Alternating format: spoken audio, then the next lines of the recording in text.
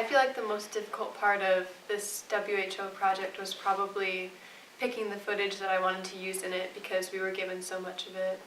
I would have to agree with her because it was not like we had all the footage we needed, but it was just the hardest part to me was that where to put it and make it perfect.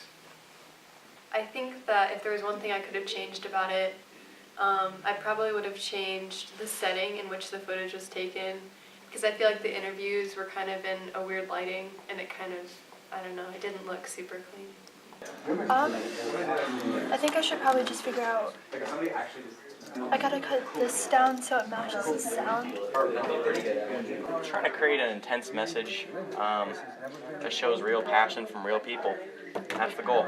I wanted to be given a chance to see if I can actually prove myself to actually do it and test myself. Yeah, I feel like it was the same way for me. It was like, I guess WHO is like a really big deal, so I kind of wanted to have a chance to like show them what I have. And, yeah. The first interview that we got of just like this guy talking about the topic in general of racism, and then we'll just get individual cuts of the other footage that we have and just find a place to put it in. I think my favorite part was when I actually figured out like where to put the certain scenes, or when to like we call it cut a certain footage out and make it perfect. I really liked the topic that they gave us. I felt like it was something that a lot of people are passionate about and is intriguing to a lot of people. So. With age comes wisdom, and Udell Quezon Jr. has a lot of it. Having lived through the civil rights era, he says what's happening now with Iowa's youth should not be ignored. To some degree, it is like taking a step back. Written in chalk, words like racism will not be tolerated cover the pavement outside the Black Engineering Building on Iowa State's campus. It's good to know that we aren't going to accept what is going on here. A sign of opposition after this picture was taken on the social media app Snapchat.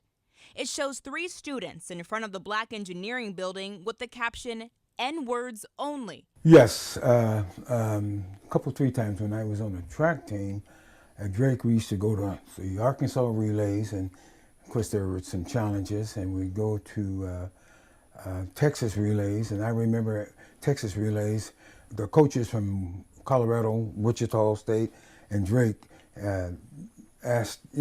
gave us permission to go out to have dinner.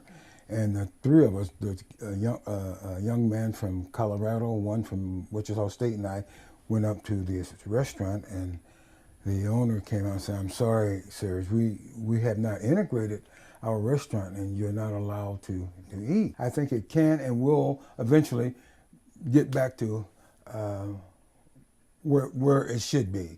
Written in chalk, words like racism will not be tolerated cover the pavement outside the Black Engineering Building on Iowa State's campus. A sign of opposition after this picture was taken on the social media app Snapchat. It shows 3 students in front of the Black Engineering Building with the caption, "N-words only." It's good to know that we aren't going to accept what is going on here. When you make a comment, you make a comment, and a lot of times you really do intend for it to be that way. Irvin had hoped her time at Iowa State would be spent in an inclusive environment. Now she's beginning to think otherwise. I'm already nervous about classes, and I know that I'm probably going to be one of the only female Black students in most of my classes, so yeah.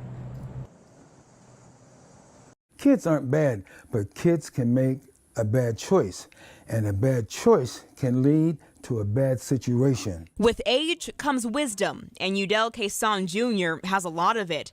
Having lived through the civil rights era, he says what's happening now with Iowa's youth should not be ignored. Kids aren't bad, but kids can make a bad choice, and a bad choice can lead to a bad situation. With age comes wisdom, and Udell Quezon Jr. has a lot of it. Having lived through the civil rights era, he says what's happening now with Iowa's youth should not be ignored. Only a youth for a short while. So as parents, as educators, we need to help kids. Then once they become an adult, they are an adult the rest of their lives. In August, students at Iowa State University posted a photo to social media with a racial slur. University like this, 36,000 students, is a place of diversity, and we should all support each other in that. Then earlier this month, this picture surfaced of high school students in Creston wearing white hoods with a Confederate flag. Kason says there is a fine line between freedom of speech and human decency. Yes, you say, well, that's free speech, but you have to be careful of what you say, how you say it, what you do, and how you do it in order to keep some decency in our society. He says he's not blaming the political climate of our nation entirely on this. Instead, says the focus needs to be on who can help mold this generation's mindset. Others agree. It's extremely disturbing. These are behaviors that are learned. That's why it's so disturbing. Kenneth Cameron is a mental health psychologist and says children begin learning how they feel about things, including race, between the ages of 2 and 5.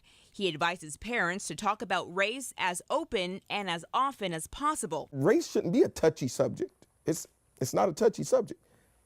Talk about it.